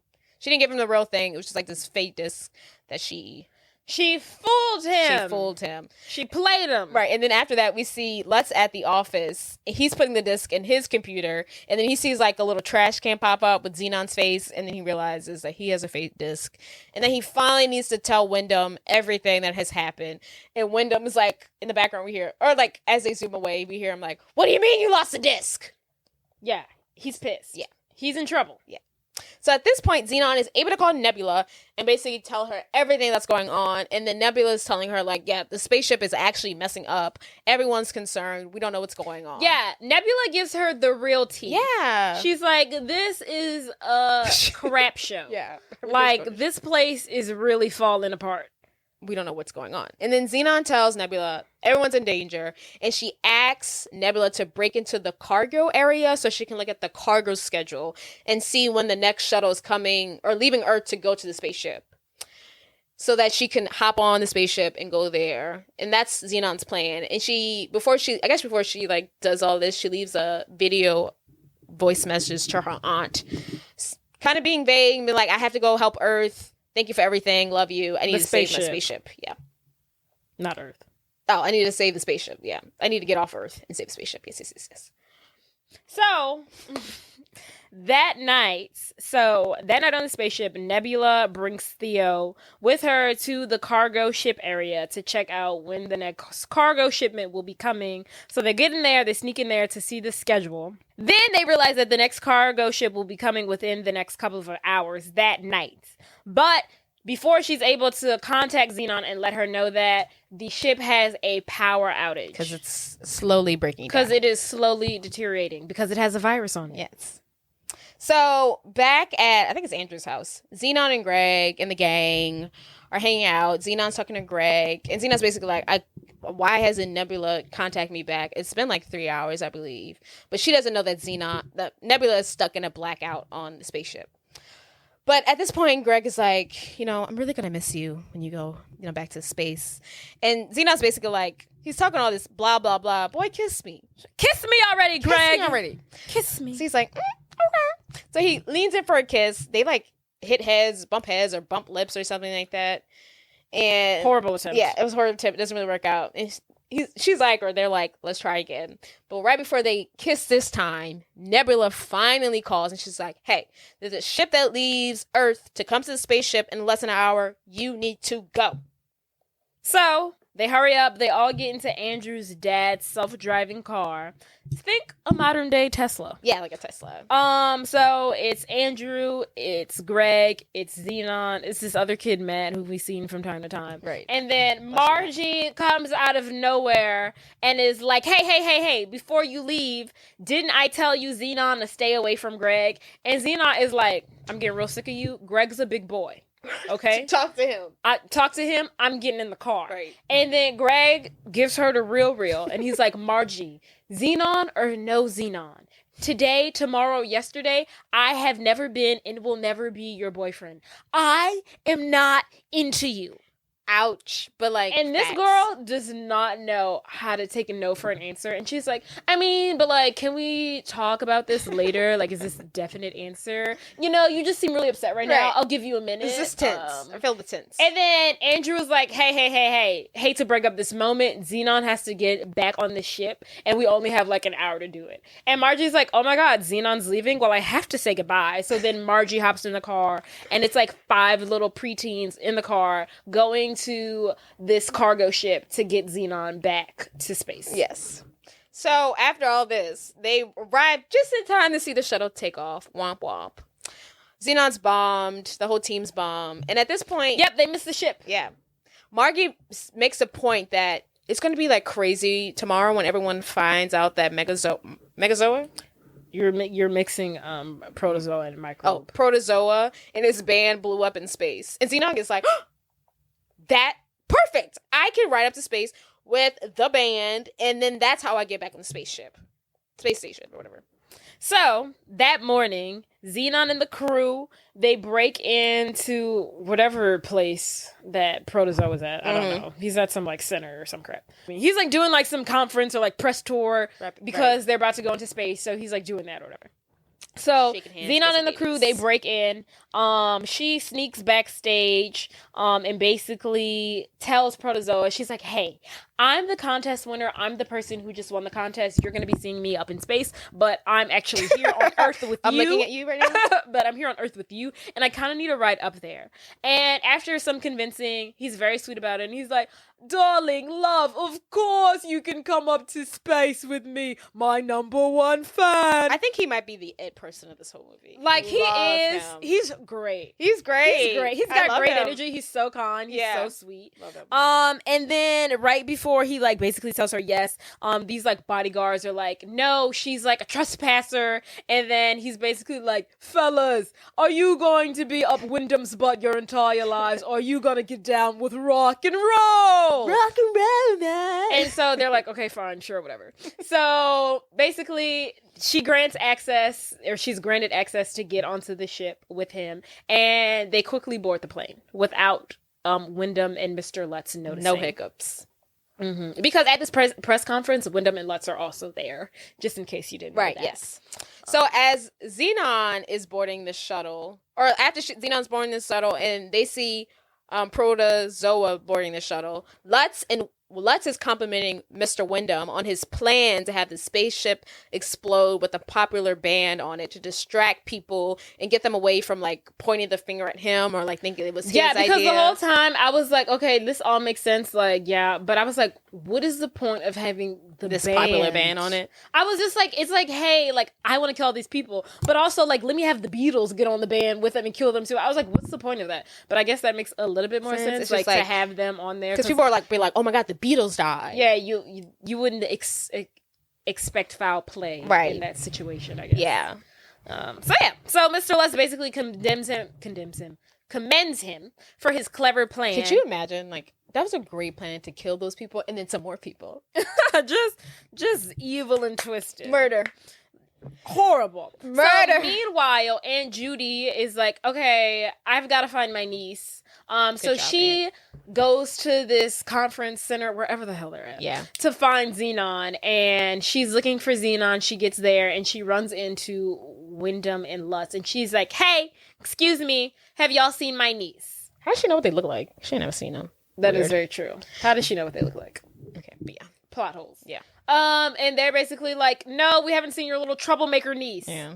And then as they all kind of say that, they see Zenon board the plane with Protozoa. Well, they don't see her. Oh, is that what? I don't know. The aunt's like, there's no way that she was like, my niece would do anything to be on board with that plane. Like, she's got to be somewhere around here because there's no way to stop her from getting on this spaceship. And at that point, they're like, this girl already on the spaceship. Oh, because they see like, she's on the plane. Yeah, she's already on the plane. Which they're like, we need to get on that plane.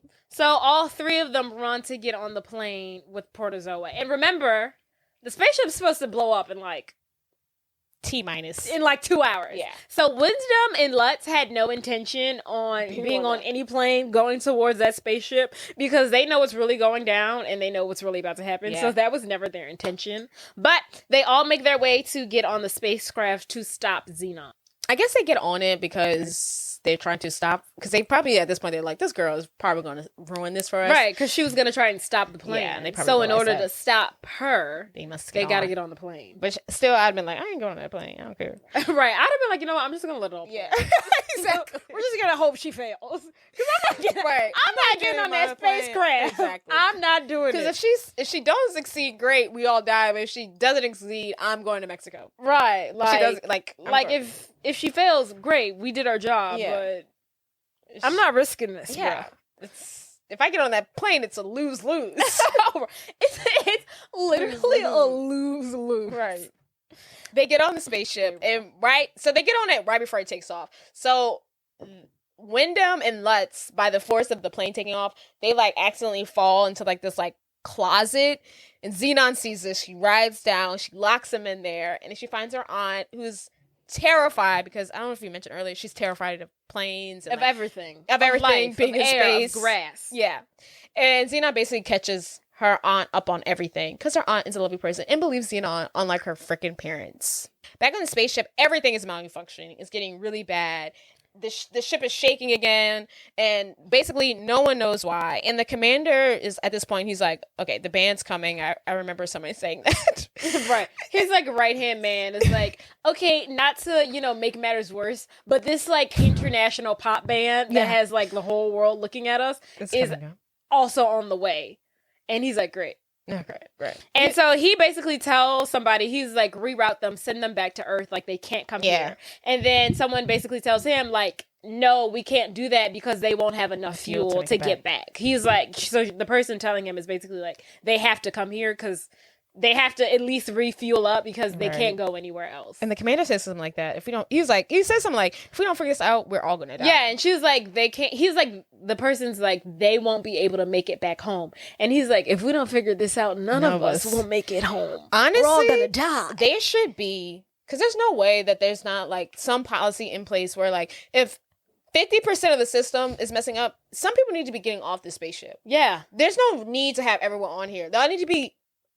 The same time the band is coming, the people on the spaceship need to be leaving. right. It's like y'all all waited entirely too long to like try to like y'all not figure gonna this save out. people. It's so messed up. Yeah. not So have everyone the die. spaceship is literally on its last leg. Yes. And basically, if the ship totally if they have A total system failure. total system failure, then the entire ship will crash and everyone will basically die. So on the shuttle or on the plane, Zenon is basically like playing cards with Protozoa, and He's kicking his ass. she's Winning. also winning. And she's kind of like filling them in. She's like basically like, yeah, the plane's kind of like malfunctioning right now, but don't worry, I kind of got it all under control. Don't She's worry like about that. downplaying. They're all downplaying the future crash of this plane. She's like, don't you worry your pretty little head, Protozoa. I've got it all taken care of. Which And is he's messed like, up. He's like, okay. Someone should have told him not to get on that plane. Yeah. So, as they arrive, Protozoa and the band, they like step off the plane. They've only been on there for like 5 seconds and it shakes hard. It's shaking, the lights are flickering, Yeah. smoke in the air. Someone introduces them. She like welcomes them on the plane. She's like, hi, welcome. This is normal here. Don't fret. This is normal. And they're all very concerned. The entire band is very worried. It's messed up. So, Zenon takes off to, I guess, try to solve this problem. And of course, just like at the beginning of the movie, she runs into Commander running. And he's very surprised to see her. He's like, literally, there's so much going on. And now you're back on this freaking spaceship? And Zenon tries to explain everything to him, but he doesn't believe her. She's like, I don't have time for this. She runs off. And then he sees Zenon's aunt, Auntie Judy. And he's like, hold on. Who is this striking creature? Sir. It's like a love at first sight. But sir, we don't have time for this. We don't. We don't have time for your love interest. But they literally like lock eyes and they fall in love. Hopefully this will calm him down. But it doesn't. So while he's like struck in by Aunt Judy's beauty, Wyndham and Lutz also get off the plane and they run into Commander. And basically, Zenon and Wyndham and Lutz are all screaming at the Commander. And Zenon's like, no, he's the reason why the ship's failing. And then Wyndham and Lutz is like, no, we're trying to stop her because she's bad. And then they're all going back and forth. And the Commander is like, everyone be quiet. And then Wyndham and Lutz is like, hey, we got to get off this shit. By the way, like, while I have you here, I need you to understand that, like, I'm on this spaceship, but I need to get off of it immediately. But it's still fueling. And Commander's like, yeah, sure. And then Zenon's like, of course you have to get off the ship because you're trying to take it down. Mm-hmm. And the Commander tells somebody to put Aunt Judy and Zenon into his like office and basically lock them in there. And then the Commander takes Lutz and Wyndham into his private VIP area. Stupid. Where they can rest peacefully. How you gonna tell someone to go sit in a VIP when you know the ship about to explode? Right. Go sit in the VIP and die there peacefully. Thanks. So, Greg, while all this is going on, Who is Greg? Greg? That's his name? The boyfriend. I said, girl, who is Greg? Who is that? So Greg calls Zenon for updates, and he's like, what's going on? Tell me everything. So Zenon tells, she tells Greg, put Andrew on a phone. Because Andrew, apparently, he blocked her from making local calls, so she can't make calls to Nebula while she's on the spaceship or whatever. So he's like, call Nebula and tell her to call me, or tell her to bust us out. Yeah. Of Commander's office. So Nebula gets all her friends. They do the whole like shaft thing. What do you call it? The climb up the air shaft. The air shafts, the air vents, which is it's like their thing to do.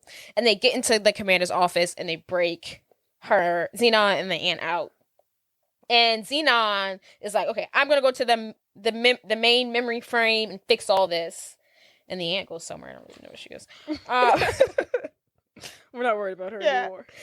So while Zenon's going to go fix it, Wyndham tries to get on the shuttle so he can leave. But at this point, no one's leaving. The systems have failed enough that you cannot leave this place. You can't get off. Yeah, and then Mr. Lutz comes up behind him and he's like, I just really want to commend you again for your excellent plan. But you just missed one little caveat. We weren't supposed to be on the spaceship when it goes down. Yeah, that's funny. And then Wyndham is like, look, bro, we all make mistakes. I don't know what you want me to do here. Like, you got on this shit the same time I got on this shit. Right. So if you boarded the plane just like me, bro. Exactly. So, meanwhile, Zenon runs to the main memory bank. Commander Plank is already in there trying to figure out what's going on. His little assistant is basically like, we have 30 seconds until this ship goes down. Terrible. 30 seconds, this thing is going down and we're all going to die. I wonder, though, would it really explode or would they, like, be thrown into gravity or, like, be, like, at the universe is, like, just, like, floating endlessly. That is true. What would have happened? Would have pulled apart? Or like, would they have lost oxygen? Maybe they would have lost oxygen, all the things that keep them alive or something. Because I'm like, I can imagine like the system fell. Yeah, it might have just went hurling. Oh, like maybe. A meteor. Oh, okay, maybe. And it like got hot and like caught on fire and then everybody would have burned. Because I'm like, it can't just explode because the microwave won't open. Like, I don't understand. Yeah, but that makes more sense. That'd have been interesting. Yeah. But anywho, so they have literally 30 seconds until complete system failure, and then the spaceship will go down and everyone will die. And Zenon's parents are in the room and they're freaking out. And then Zenon busts in and she's like, I got this. And they're like, no. And she's like, seriously? Like, you got what do we have to lose? Exactly. We have 30 seconds left. Literally, trust me. And then she's like typing in the little system memory bank computer, and she's like press in and type in. And then she's also giving them the rundown, and she basically tells them the reason why this is all happening is because none of you would believe me, and that Wyndham and Lutz inserted a virus on the spaceship to collect insurance money because their corporation has no money, but I'm here to save the day. Click clack. What I didn't understand, I was like, so now you have to have a code to enter the thing? I was so like, okay, she's like on the computer now all of a sudden so she's trying to insert the antivirus that Andrew gave her. Right. Why was a 13-year-old boy able to craft an antivirus to give him a scholarship to save an entire spaceship? I don't know. He belongs at MIT, but whatever. Yeah. So she's like trying to put it in, but for whatever reason you need a code and she can't figure out the code, and she's like telling them the story while typing, and she's like, I've got this. And that's like, system failure, 5 seconds. She's still typing. And she's still getting the code wrong. System failure, 2 seconds. And she's still typing, yada, yada, yada. On the last second, she gets the code correct. Mm-hmm. The system kind of like shuts down. For a little bit. And they're like, did we do it? Are we saved? Are we okay? Okay. It kind of goes pitch black. Even the screen. Our screen. Even the TV screen went pitch black. Right. It's kind of scary. And then the system is restored. We have restoration. We're back in business, baby. Zenon did it. She saved the day. With the help of Andrew, I really think Andrew deserves all the credit because he created the antivirus. All she did was get on the plane and put it in the computer or whatever. Facts. Thank you, my brother. He's really the savior of the galaxy, but whatever. But yeah, so Zenon and Andrew saved the day. Yeah. They saved the day. And finally, the freaking mom and dad are proud of her. Yeah, they finally are decent parents. Yes. The commander has Lutz and Wyndham arrested as they enter the room. They're like, are we okay? And you're like, nigga, let's get out. Boy, are you serious? You're literally going to prison. Get out of here. You're the reason why this happened. Right. He was going to let them die. That's so messed up. That is horrible. Now it'd be one thing if they had like a plan where everyone evacuates the spaceship and then the spaceship comes crumbling down, but still people would have died because like where's the spaceship land? But like the fact that he was just okay with these people dying. Right. Yeah, it would have been one thing if you tried to evacuate the spaceship first. Yeah. But no. They ain't got You didn't try that. No. He's like too much money. Yeah. So, if you forgot, there's also supposed to be a concert taking place here on the spaceship. So now that the galaxy has been saved and the party doesn't stop. The party doesn't stop here. We're fast forwarding to the next scene, and we are now at the Protozoa microbe concert. Woo! And we are hearing Putting me in overdrive, speed of light, I'm so alive. Could you be my supernova girl? Interplanetary, megastellar, hydrostatic. There's no gravity between us. Our love is automatic. Zoom, zoom, zoom. Make my heart go. My supernova girl. Make my heart go. My supernova girl. And then so right before they finish performing, Protozoa is basically like, and I want to give one incredible thank you to the girl who saved the galaxy, Zenon Kar. And then he's also going on about how she had 2 requests. Mm-hmm. One, which was to donate this, not donate the song. Oh, to dedicate this next song to a very lucky young man, Greg. So, he didn't even say his last name. He was like, Greg. You know who you are. You know who you are, Greg. So, I guess so. He had dedicated the song to Greg on Zenon's behalf. And then the second request was that Zenon asked me to pass her winning dance on to somebody she says is always there for, without question, up for every adventure she ever proposes. Everything a BF should be.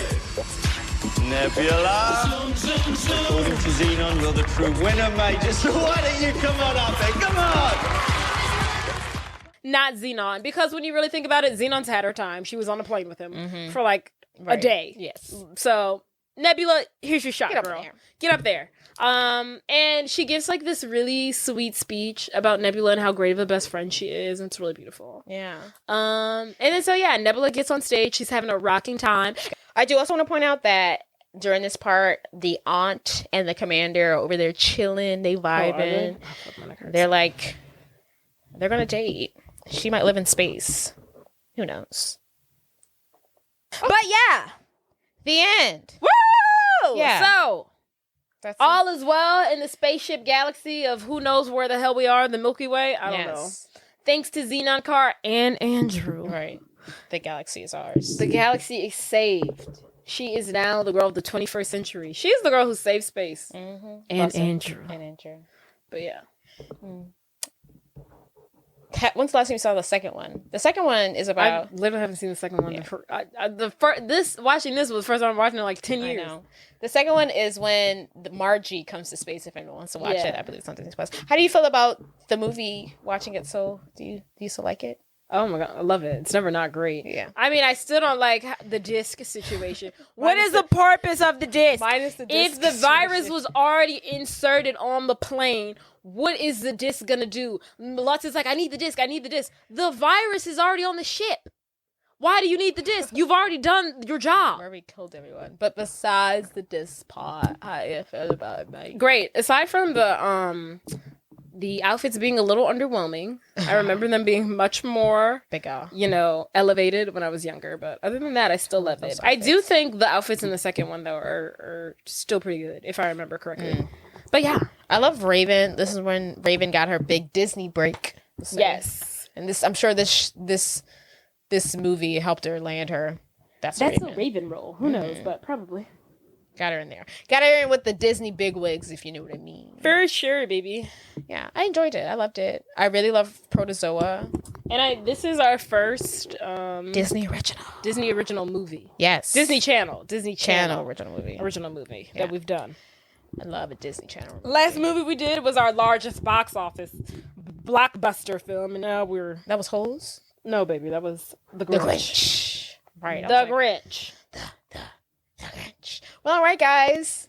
Thanks for tuning in. Yeah. Don't forget to like, comment, subscribe, share. I hate that. All that great stuff. I hate that I keep saying that. I forget to say that in the beginning. Ugh. Okay. But yes, agreed. And have a happy New Year. Happy New Year. New Year. Happy holidays. Kind of better me. Who knows? Bam. Bye. Adios.